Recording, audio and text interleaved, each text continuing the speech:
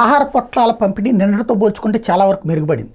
ఒకటి నా సజెషన్ ఏంటంటే, నేను అక్కడ గమనించిన పరిస్థితి వస్తే బలమున్నోడిదే రాజ్యం అవుతుంది. వచ్చి అందరూ ఒకేసారి ఎగబడతారు, వీళ్ళేం పొట్లాలు అట్లా ఇసిరేసేస్తారు, తీసుకున్నోళ్ళు తీసుకున్నట్టు. అలా కాకుండా అక్కడ శిబిరాల్లాగా ఏర్పాటు చేసేసి ప్రభుత్వం ఇచ్చే ఆహారం అక్కడ క్యూ లైన్లో నుంచుని వాళ్ళందరూ తీసుకునేటట్టు పెట్టండి. ఒకళ్ళకి 2, 3, 4 అట్లా ఇచ్చేయండి. ఒక కుటుంబం అంటే 4 వేసుకోండి, 4 ఇవ్వండి, లేదా 8 ఇవ్వండి, సాయంత్రానికి కూడా పనికి వచ్చేటట్టు.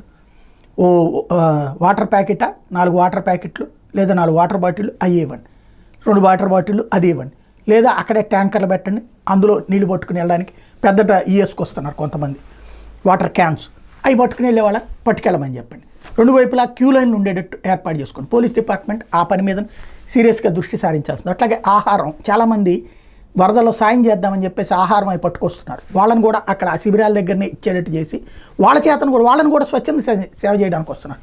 వాళ్ళ చేత ఈ క్యూ లైన్లో అది మెయింటైన్ చేయించండి, వాళ్ళ చేత ఈ ఆహారం అందించేటట్టు ఏర్పాటు చేయండి.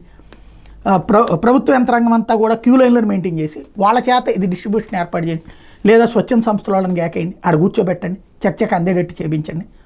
అంటే ఇక్కడ ఈ టైంలో రాజకీయాలు కాదు కావాల్సింది, పబ్లిక్ అందాల్సింది. మ్యాక్సిమం ఇప్పుడు వాటర్ తగ్గుముఖం పడుతుంది కాబట్టి ఈ టైంలో ఇక బయటకు వచ్చేటటువంటి వాళ్ళందరూ ఆకలితో వస్తూ ఉంటారు, అది దృష్టిలో పెట్టుకోవాల్సింది.